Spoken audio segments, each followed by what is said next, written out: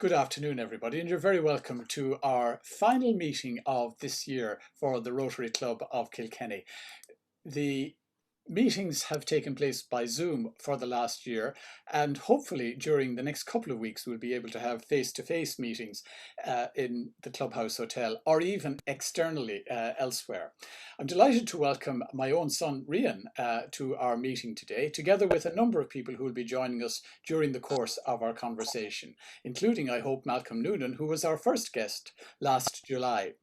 Rian, you're very welcome. Thank you.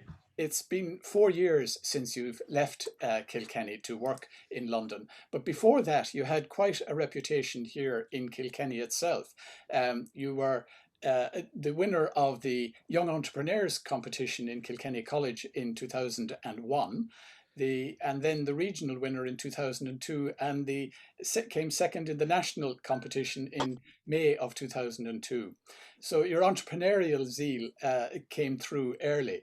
Then you went to the National College of Art and Design, where you were co-president of the Students' Union. When you look back on your time in Ireland, what periods stand out for you? Well, I'm drawn to one of my favorite jokes by the former Speaker of the House of Commons, John Bercow, when he was introduced, and hearing the introduction, he said, "Having heard such a wonderful introduction, I can't hear what I have to say." But I think you're right in the sense that I would draw a very clear and direct line between where I am now, working for Bompas and Parr, which I'm sure I'm looking forward to introducing you to, and things like explicitly the Kilkenny Arts Festival. It's not just that, but the visual arts and the children's arts program that was once, I would say, world leading, and exposing children, or being exposed myself to that world-class level of visual culture, and the whole sensibility of it being pulled together by people with whom I was familiar with, and being involved as a volunteer, and then indeed going on to KCAT in Callan, was a very helpful gateway and an enlightening course through which to finally end up here. I'm not quite sure what your question was, but the running joke in the studio in which I'm sat here is that, including the founders, I don't think anyone's family or friends are quite sure of exactly what it is that we do, but I'm sure over the course of the next hour or so we can get a taste of that. Yeah, the work that the company that you work with is so unusual, and you mentioned that it's very hard to explain it. But perhaps if you can share your screen, you can show us something of the work of Bompas and Parr, which is a company that couldn't exist in Kilkenny and probably wouldn't even exist in Ireland. But if you maybe can go through what it does, and maybe people will be a bit more enlightened at the end of this conversation. So this is a video that was actually made for a show that I ended up bringing to Saudi Arabia. And while I was there in the middle of the desert, installing it late one night, I was heckled from behind by someone who said, "Jesus Christ, if it isn't Rian Coulter in the desert, what are you doing here?" So if you can go nowhere in the world, not least Saudi Arabia, which is just only a week prior to my arrival, opened up as a destination for tourists, and had done so very much with a bang, for whatever reasons Saudi Arabia is doing that. And perhaps just moving away from an oil-based economy, they had invested significantly in placemaking and culture, world culture. So having gone from a country where cinemas were illegal, they had, within the space of almost overnight, had Wizard of Oz traveling show. They had the Edvard Munch collection, and they had myself and some Kilkenny colleagues presenting a really impressive world-class show of art, design, and world culture. So this is the introduction video that gives you a little bit of a whistle-stop tour of some of the projects that we've done over the last 14 years. For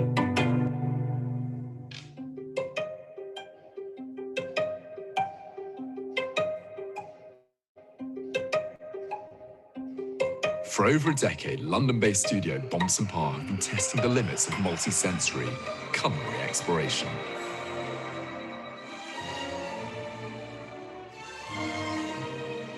They single-handedly revived jelly as a creative medium, fusing architectural techniques with food. They've made the world's first ice cream that glows in the dark, lollies that don't even melt. They've conjured up a bioresponsive garden that responds to your movements. You can dance with the plants. They cooked with lava at 1,350 degrees Celsius. Steaks sear in seconds.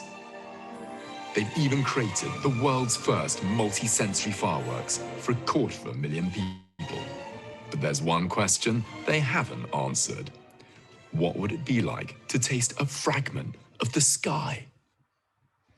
So if you want to watch the rest of that video, that's on YouTube, Taste the Sky by Bompas and Parr, which is interesting in its own right, but I won't take up I'll put the link with into it in the recording of this conversation. Okay, so that's what the company has done over the last number of years. And what have you done to make the company that bit different?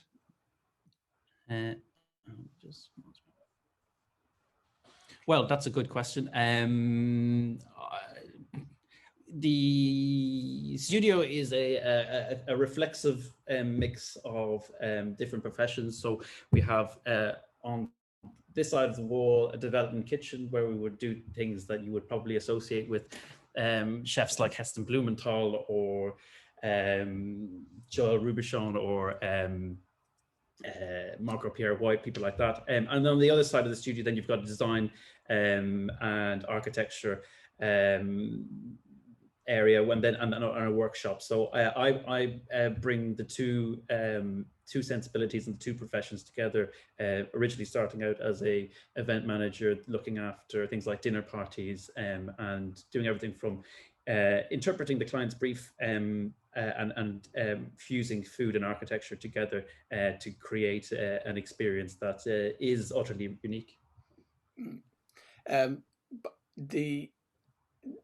The thrust of the company seems to revolve around food more than anything else. It's a creative studio. How do you do things with food that capture the imagination of your clients? Well, food is the most universal thing in the whole world. It's something that one of three main things that every human being does. The rest are the other one is going to the toilet, and the other one is and the other one is sleeping. So food punctuates not only your day. You normally tend to have a breakfast, a lunch, and a dinner. If you are indeed Rotary, is mainly revolves around a lunch. Any significant event in one's life, whether it be a birth, a death, a marriage, a first date, a celebration of some kind, the first thing someone thinks of is either champagne, canapes, a lunch. Every religious festival in the world, it revolves around food and celebration. And in terms of it being a creative medium, if you're a sculptor or if you're a painter, you're by and large restricted to a certain set of materials, whereas with food, almost it's perhaps the biggest field of materiality and ingredients and things to explore, and whether it be world food or also the emotion and the relationship that one has from a cultural point of view as well, that makes food quite exciting. And we can be quite broad as well. So we do overlap. I think when we go through this presentation, you'll see that it's not just exploring food, but how food and drink is can be married with other things such as architecture, but referencing that exhibition in Saudi Arabia, we dealt with engineers and material scientists who would work for NASA, with graphic designers, videographers, a whole host of other professions, and looking at what food looks like from a geographer's point of view, from a sociologists, historians, so on and so forth. So food is universal. Food is exciting. It's something that people have a lot of thoughts about, and also, if you think about it, for those of you who are on Instagram, you may or may not know, but the most Instagrammed posts in the world are dogs, cats, and food. So there you go. Yes, and I see that some restaurants in New York have had to limit the number of people who take Instagram photographs because it delays their the rotation of their tables. People are so intent on broadcasting or circulating their images. But Bompas and Parr, Well, we'd be the opposite. We'd encourage that. That keeps the spreading the good word. I see there that you're feeding minds and stomachs. How do you feed minds through food? Well, that's a good question. I think we'll go through again when I get into the detail of this. But I think one of the things that makes the studio unique is that you don't have to be that clever to create or present a nice dish of food, but the process that we go through, what the benchmark, I guess, for us is, if you come to one of our events at the weekend, you should be able to tell your friends in the pub or over dinner that I went to this amazing experience, and I did something that I wasn't necessarily prepared to do or think that I would ever do. So I took a risk. I also then learned something that I didn't know before, such as, if you take one thing away from today, that food is the most Instagrammed thing in the world. These things make life more interesting. Everyone by and large loves food, and food can be satisfying, but to expand that out into something that's actually a meaningful experience, and that you can relate to, and leaves a more indelible impression on you, and ultimately makes you happier than you were before. Well, that's our job done. Right. Well, then you have a presentation. Maybe you'd like to take us through it. Sure thing. So the company, actually, we celebrated our 14th birthday last week. It was started in 2007 as an artisanal jelly company, originally fusing architecture with the fine English art of jelly making. Jelly and roasting are the two things that the British arguably do better than the French, and probably limited to that in terms of food. But by creating something like the jellies, it was quite clear that, and bearing in mind that's the year of the massive financial shock. So to create something like an artisanal jelly company at that time was quite a bold move, but also proved to be quite fortuitous. The jelly is interesting because it's fusing art and architecture together, and exciting more than just one sense. Everything in the world is multisensory. Everything is experiential. No matter what you're doing, you're most of your senses are engaged. But to really dial that up and to evoke or to elicit a reaction, you need to excite more than one of the senses. So the jellies are visually striking. They can be made into any color. They're a conversation starter. You can make them wobble, which makes children and adults excited to like. And of course, you can put booze in them. And you can, they can put them into almost any shape in the world. So that opens up a whole world of making food and drink more exciting than just the mundane. Making something out of a dish that can really, encourage people to do that natural reflex and get their phone out and take a picture of it. Then that moved into, being commissioned to do other breakfasts and dinner parties. Then in 2014, doing and really kind of pioneering experiential or flavor-based experiences.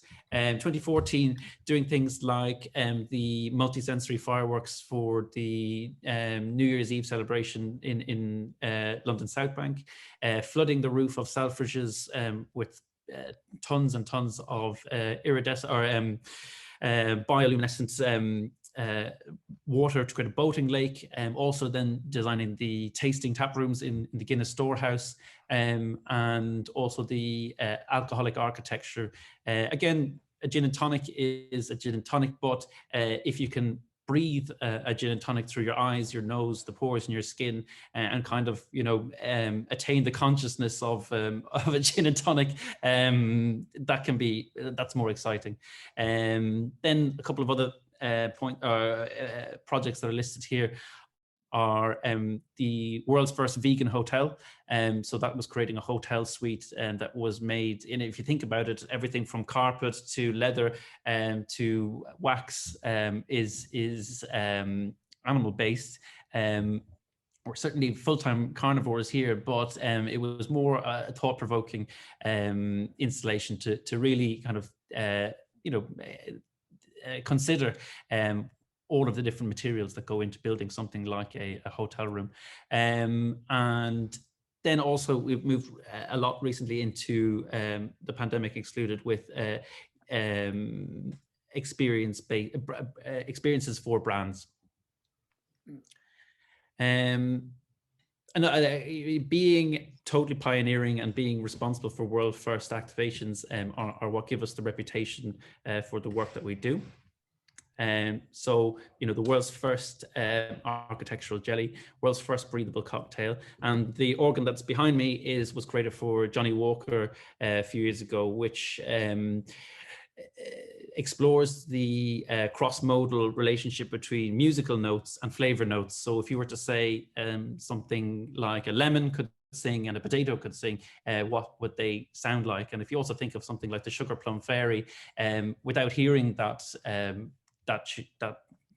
piece, you would imagine that it's a giddy and excited. So things like if you're tasting a whiskey, you would use words like woody, spicy, fruity, or clean, and they're also kind of words that would be in the repertoire of a musician as well. So, and there is of course a relationship between the way you can hear things and the way you taste things. For instance, if you can't hear crisps crunching in your mouth, you are not going to enjoy them. When you hear the fizz of a champagne being poured into a glass, or biting into something, and the sound that creates is definitely something that affects one's appreciation of what they're eating and drinking.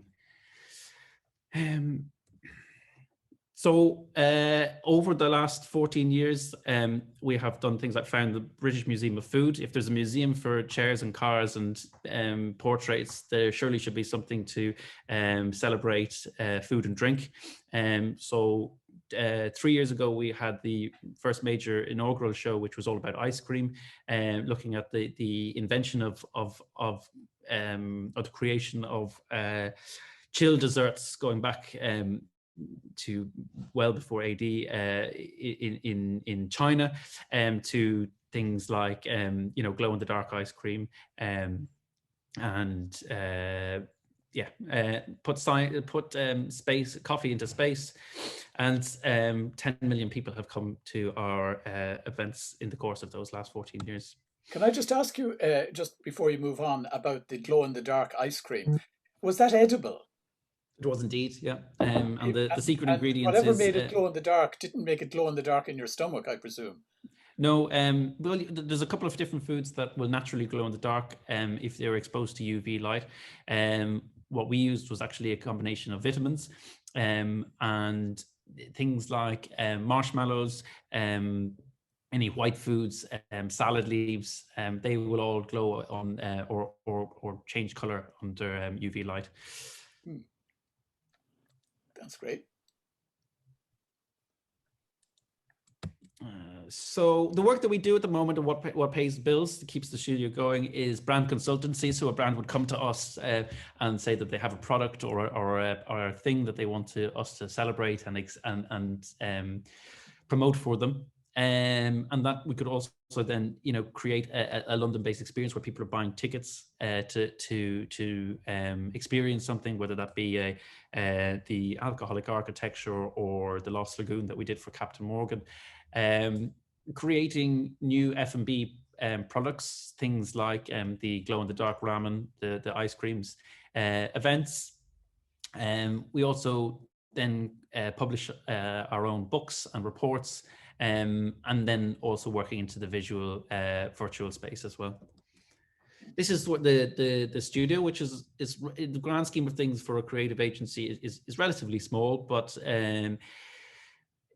size isn't necessarily everything. So there's about, at the moment, and we are expanding after the last year, about 15, 20 people is normally where the studio sits in terms of personnel.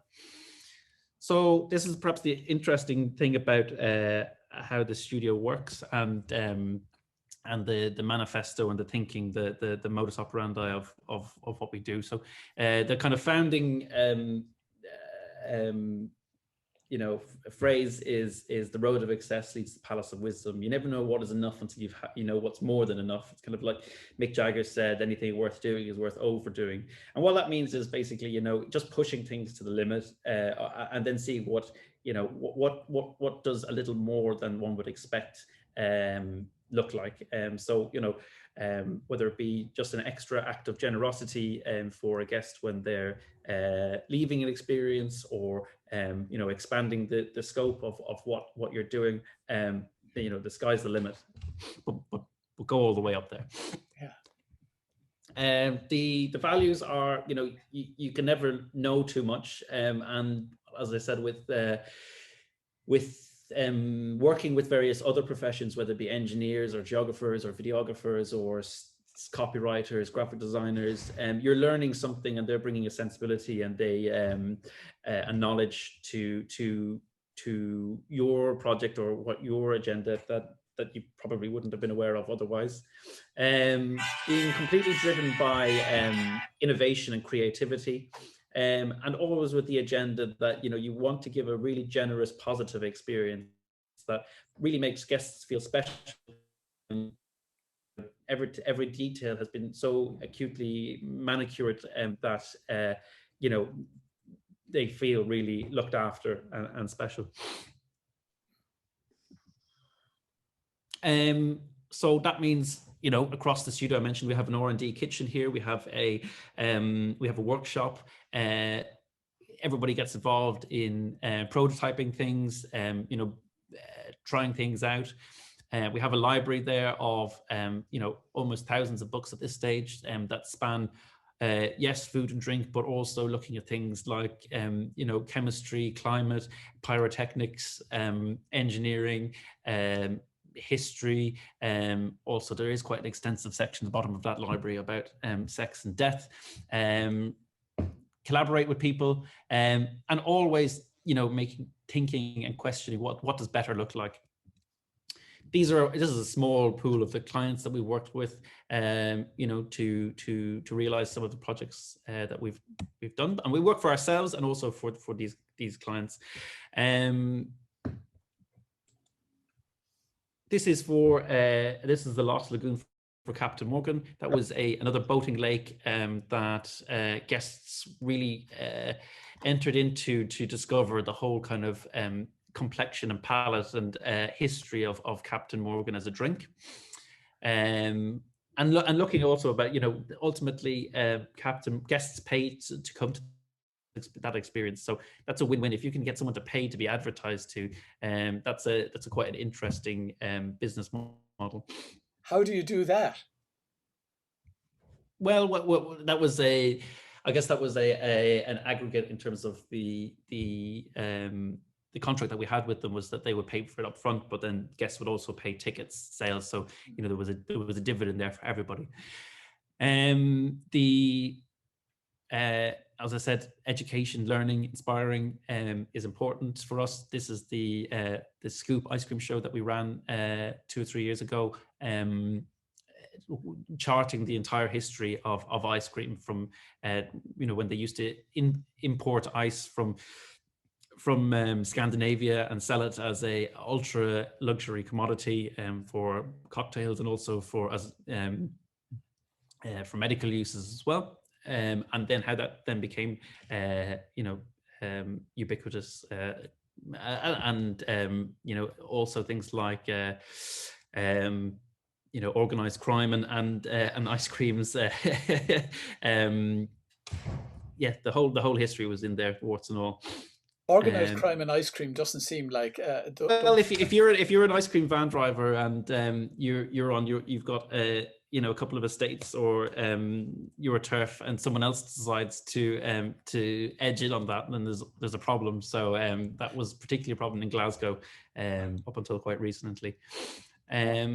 The Guinness Storehouse is one of the iconic installations that we've produced for Diageo, and also along with the countermount as well that we made not so long ago as well, which has had a direct, I believe, it was quite a positive impact on Guinness sales in terms of its position within the hierarchy of beers on tap in any pub. Just go back to that. When I was talking to you earlier about the Guinness tap, you mentioned that several factors had to be taken into account, not just how it looked. Well, yes, indeed. So, bearing in mind that they are going to be positioned within a pub, so you really have to take in all the potential permutations or outcomes of what could happen there. People are definitely going to fiddle with it, so you have to make sure that it's been kept clean, and also the major considerations between the strings of the harp was people didn't get their fingers stuck in there, so that's something you don't want to be. I know people like to be they got glued to the bar, but you don't want to be that attached. We do a lot of work for the Museum of Sex in New York, and the first piece we did was the Breast Bouncy Castle, the Grove Mountain, climbing wall, and also Super Funland, which is a kind of pleasures and perils of the erotic fairground. So looking at fairgrounds and their kind of their full history. Looking also at, as I said, every different single or possible way of cooking.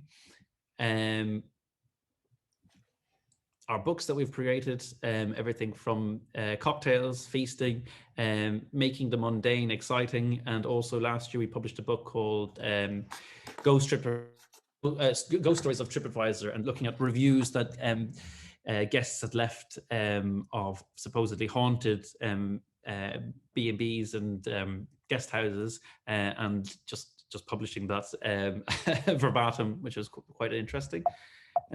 Can you tell us any of the stories that emerged from that? I'd point you to the gift shop, and again, looking at the benchmarks of what makes our work brilliant is, or the benchmark for what was successful is, how far away are people aware of what we've done? So, I've been to lots of places across the world, and people will identify or remember a particular thing. Have people been equipped with the vocabulary and the pictures and the stories to regale that to their friends? Have they felt special? And have they learned something, some general knowledge or some specific niche facts? For instance, it's cats can't taste sweet things. There's lots of interesting things that you can relate to people that might not make life any easier, but they'll certainly make life more lighthearted. So the way we go about our design methodology is, if you think about when you go to Disneyland, for instance, you might spend 25, 30, 40 minutes queuing for a ride that ultimately lasts, anything as little as 10 seconds. So when you remember that the anticipation and the how you feel in advance of doing something exciting has to be considered, and whether it's giving people a dress code, or telling them to bring something, or getting them excited about what they're going to, or even briefing them, particularly now with things like COVID precautions. You have to make that as theatrical and as compelling as possible before people come into an event, to make sure that every element can be animated effectively. Give people a really good perspective on what they're experiencing, and a little bit of risk, doing something that whether it be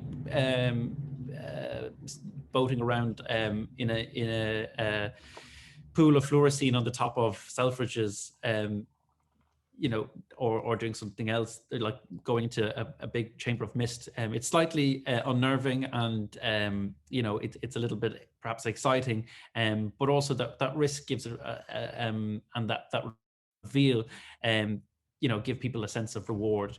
And as I said, then if you have the tools to concretize your experience, and be able to tell your friends about it, that reflection, that memory, then is you can look back on it with euphoric recall. Books, as I said, play a huge part in how we approach things. Looking at the whole history of the subject that you're dealing with. And this is interesting, history, humans don't change much. The subjects that delight us today, feasts, friendship, sex, performing animals, humans have tended to like those things since forever and ever. So if they're funny then, they're probably still funny now. Working all over the world. And going back again, working with a whole range of new people and new expertise, meteorologists, chemists, pyrotechnics, astrologists, gastroenterologists, they certainly bring a sensibility and a knowledge that is well worth having on any project, and makes it also, you can't do the same event twice. So working with new people gives a fresh approach.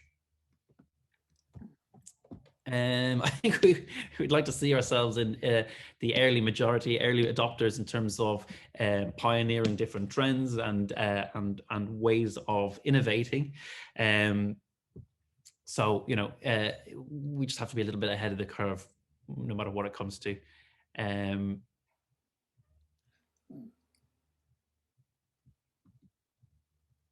you're making a decision, your gut is key. If something looks too dangerous or looks too silly, it probably is. And also the gut is the second brain, and there's meaning behind that term. In fact, as you may know, your gut will have more brain cells than a cat. Culture changes. Just because you were interesting 5-10 years ago doesn't mean that you're necessarily relevant today. But being at the cutting edge, ahead of the curve, you understand the zeitgeist and the sensibility of audiences, and you can meaningfully contribute to that. Don't throw away any ideas. Think about another opportunity for some pipe dream, and it might just come around. I think we've been through this.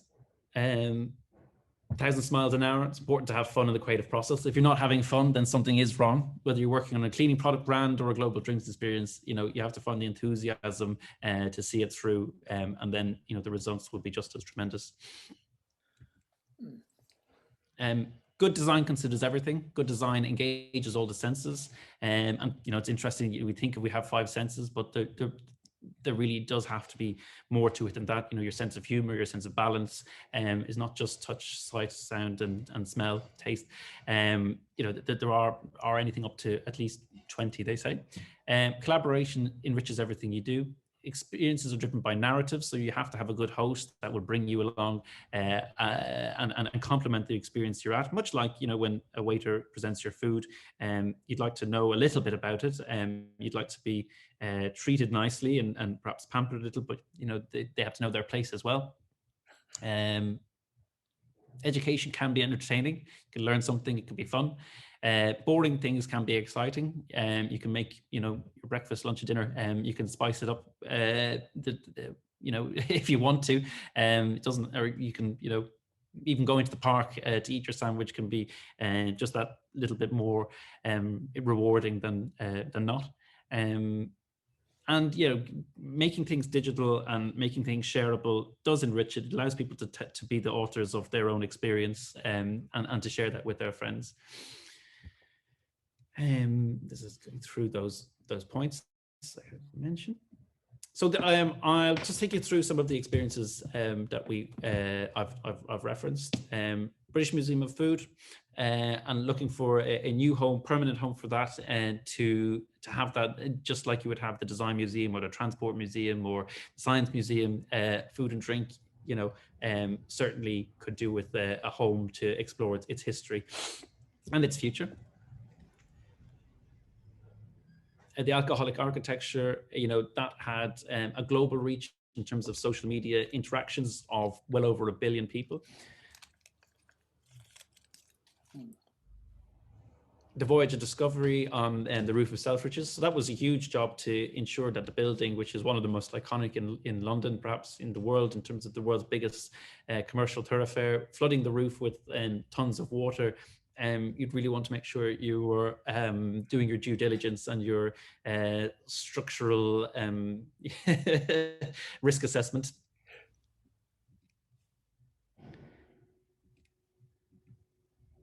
The multi-sensory fireworks, really bringing flavor to life. And also the considerations of this was that we were releasing various different kind of flavors and scents through a number of different mediums. But considering that, I think there could have been anything around 500,000 people there.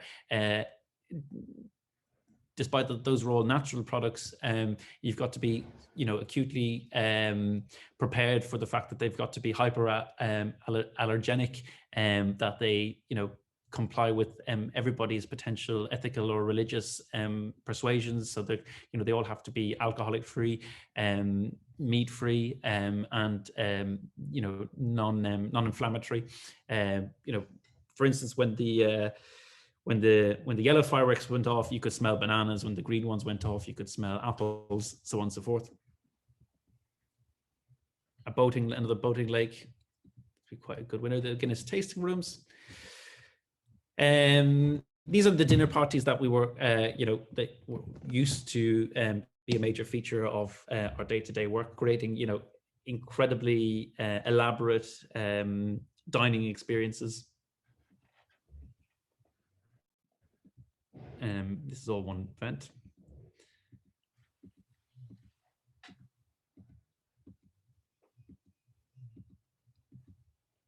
This is the world's largest jelly, that was created around the HMS Great Britain, and that was, tons of jelly created and set all around the base of the ship.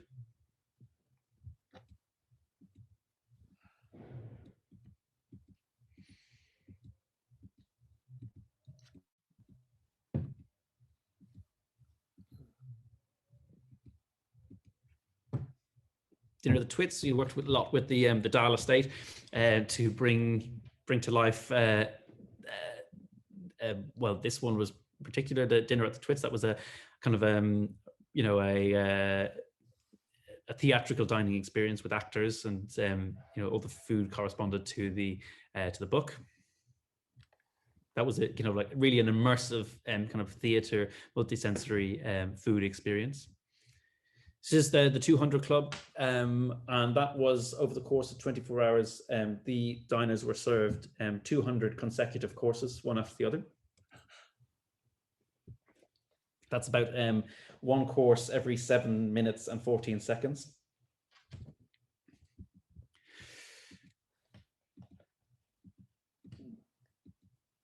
And more dinner parties. Alice in Wonderland.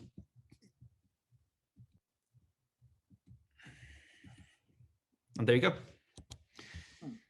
That's it. Oh. Yeah, it's interesting to see that you've been spoken about as both cultural deviants and culinary anarchists. So you're shaping the way people look at food and making them look at things in a different way that nobody would ever have conceived of. But during the last couple of months, in the last 18 months, you're a company that involves meeting other people, networking. How have you managed to survive in the last 18 months? Um, I guess because the studio is broken up into events and creative consultancy and creating content. And obviously, events were the hardest hit industry, perhaps in hospitality. Over the last 18 months, but by leaning into the consultancy and the content creation, by keeping up a momentum of creating things like a global competition to encourage people to wash their hands with the Design Museum and the British Red Cross, to bringing out the books like the ghost stories of TripAdvisor. Make sure that people don't make sure that the company and its staff weren't mothballed and expected to come back in an undefined time. So leaning into that and keeping creatively active allowed the company to or sustained everything. But you yourself have been involved in a unique project with different embassies. What brought that about?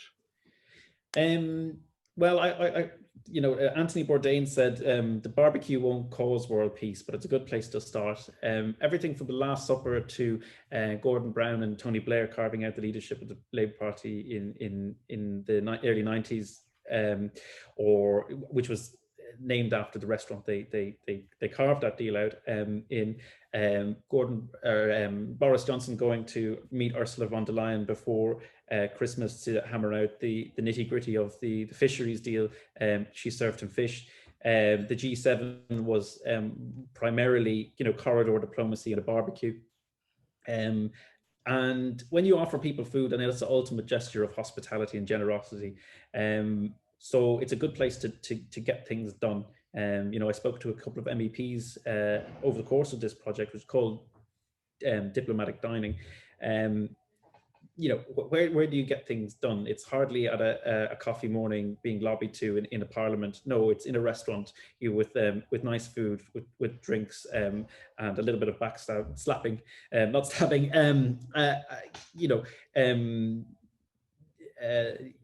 And so many decisions that have been made across history, whether it was Franz Ferdinand being persuaded to stay on another day before he was assassinated, the meeting between Hamilton and Jefferson and the kind of founders of modern day America. All these things happened over a dinner. The examples are numerous, but I wanted to give people an insight into, and also I think the first thing is that food and drink across the world is wildly different, but also wildly similar. So while you would imagine that French food and Asian food and African food are very different ostensibly, we all tend to eat some meat and some bread and variations of that. And it's looking at how diplomats and senior politicians use food to cajole and win people over and to break the ice. Meeting not just with potential investors, but sometimes with adversaries, and also how they are ambassadors for their own countries. So when you do get an ambassador talking about their own wines, their own whiskies, their own breads, they tend to get quite animated and excited about telling you all about the tradition of eating, their national dish. And ultimately, then, as I said, the stomach governs the world, and if world peace is to be created at all, you really have to get people around the table. So there's no better forum than the dinner table. Yes, so far I've interviewed about 10 ambassadors across London, and and invited myself for lunch. And they as one of them said, we eat and drink for our country, and so whether that be the Irish is probably rubber chicken and cocktail sausages. Their days are measured out in canapes and working lunches and evening receptions, of which they play a large role in curating. So, what is the work that's done with embassies at the moment?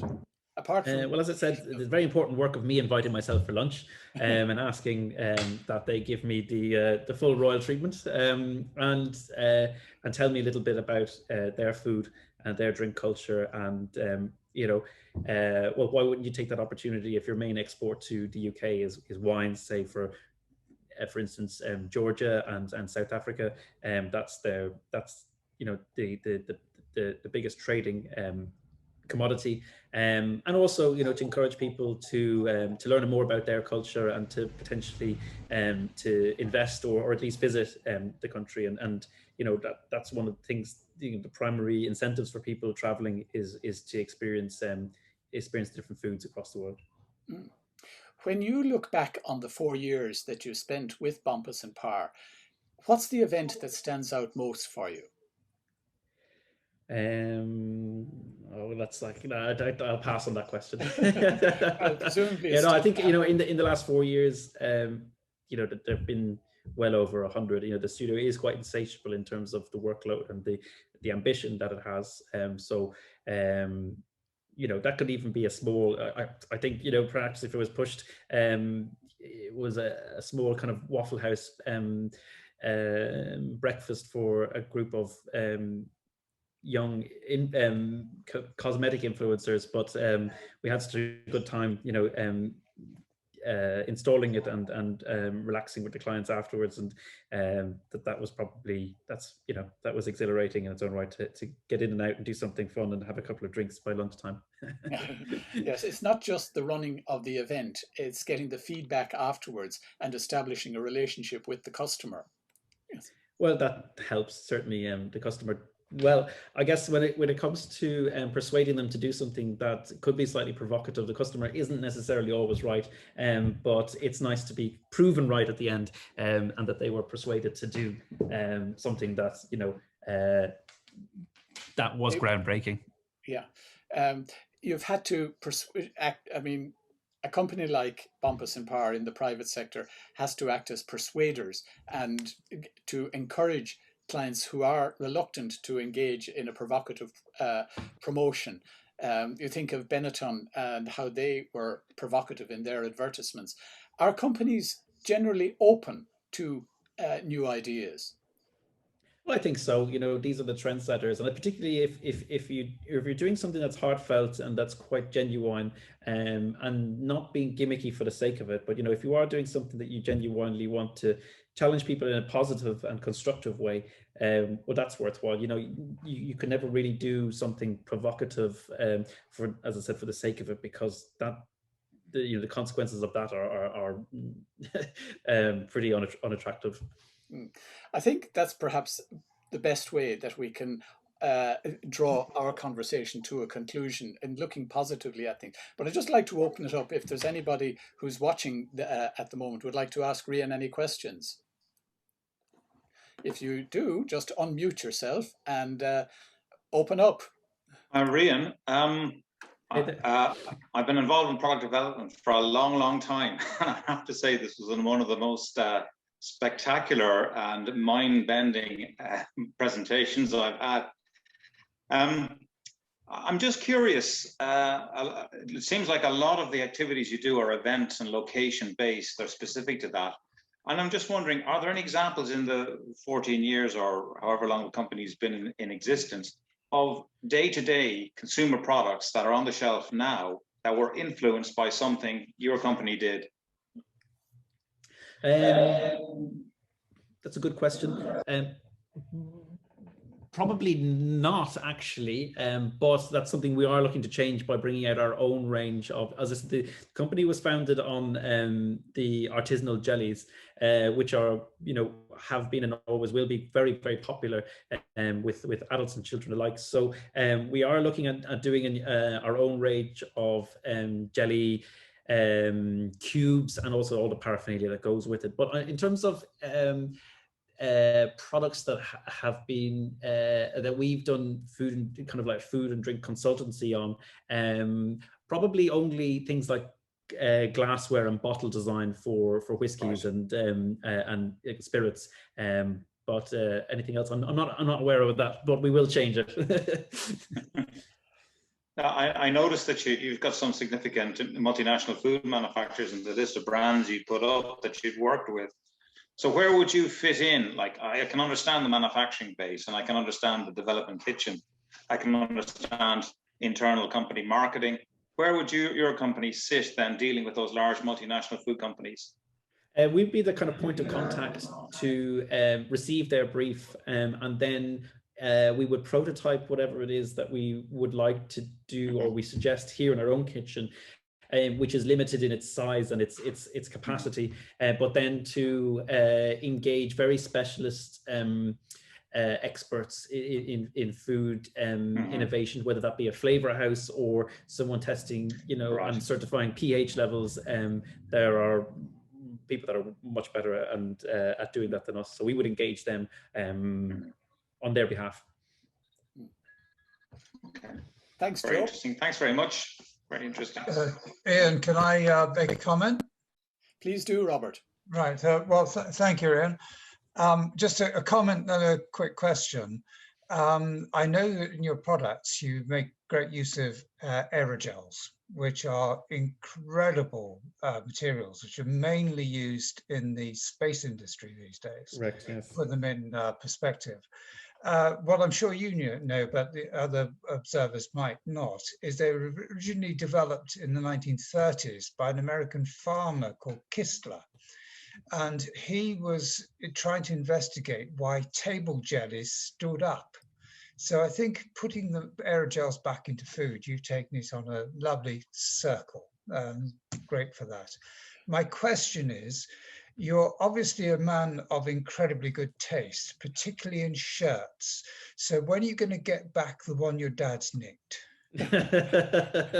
Whenever the travel border is is lifted between Ireland and England, I'll be back from my cold dead hands.